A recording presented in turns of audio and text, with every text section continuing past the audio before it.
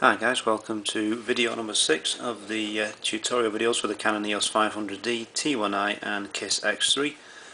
Following on from the last video, video number 5, where we covered the creative auto mode, I'm going to go over the other automatic mode, otherwise known as portrait mode, in this next video. The other ones will go through over the forthcoming videos over the weekend. Portrait mode, as it suggests, is what you would use for shooting portraits of people or maybe even group shots. It's a very automated mode. It will control the ISO, whether it uses flash, aperture and shutter speed and so forth. So the camera will pretty much do all the work for you.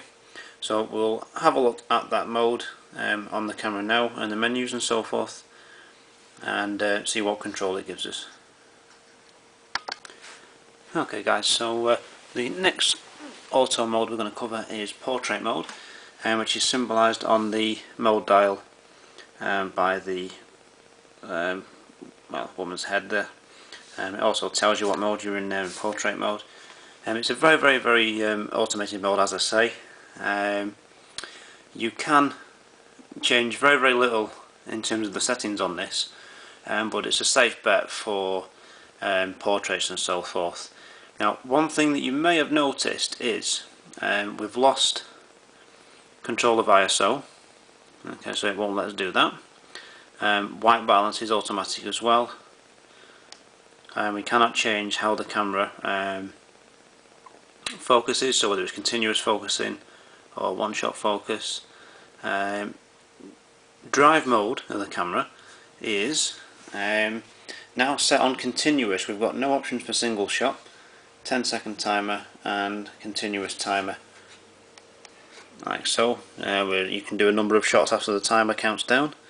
The reason why it would pick continuous shooting is where if you want to shoot some multiple frames of, say, group portrait shots, or whether you've got a couple of people in a shot, and really even one person, and you want to try and increase the chances of a good shot, basically, where it's sharp, they're in focus, they're not blinking, they're smiling and so forth.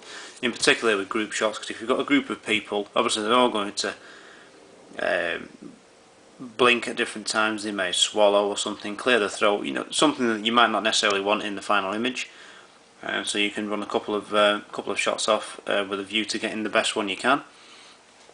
And we'll just go back. Now, we can see here what it's picked is the portrait picture style. We can't change this now. It doesn't give us any option to change this, and what it's going to do is give you nice saturated punchy colours. So if you've taken a portrait of someone in a bright red coat, for example, it'll be nice and punchy.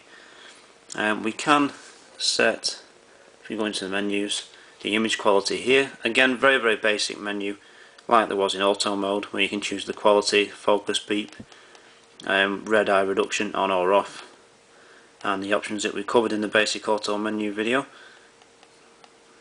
Okay, to set any of the settings, you press the set button and then you can choose whichever one that you want to set, and as you can see we've got two options, so that's it. Very limited, very quick and easy mode to use.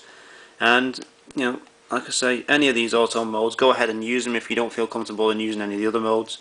It helps with the transitions from shooting with compact cameras and bridge cameras, and will hopefully get you some good shots.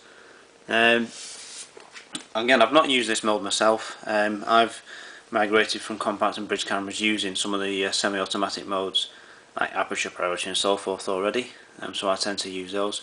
But it's a very valid mode to use. If you're ever stuck, you're not too sure how to look at the scene, or you're not too sure how the lighting of where you are will affect the image, then go for one of these auto modes and it will help you get a good shot. One thing you will notice is you have no control over the shutter speed and ISO and aperture, I beg your pardon, either, so the camera does pick that for you. Depending on what lens you've got fitted, and this is the 18-55 kit lens, will also have a bearing on what aperture is chosen. Like when it's zoomed out at 55mm, the widest it will go is f5.6, and you can see as a result is wanted to pop the flash up there. Okay, so it's like I say, very limited control. It's one of the modes that you can pop that on to hopefully get some great portrait shots. And we'll cover the additional automatic modes in further videos coming up over this weekend. If you've got any questions at all, feel free to ask, comment, rate and subscribe. And that's the rather brief video on the automatic portrait mode on the Canon EOS 500D T1i and KISS X3. Thank you, bye.